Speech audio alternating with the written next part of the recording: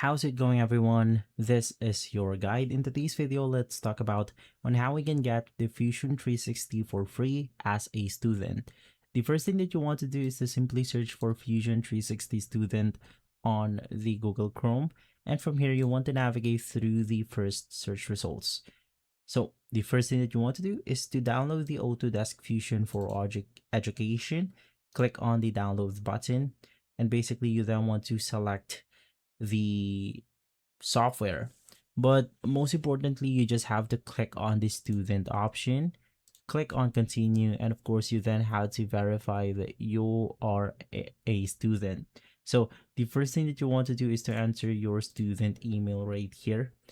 Confirm that email, click I agree, click on continue, and then you have to do some additional verifications like your educational institution, educational verification, and from there click on submit and you should be good to go.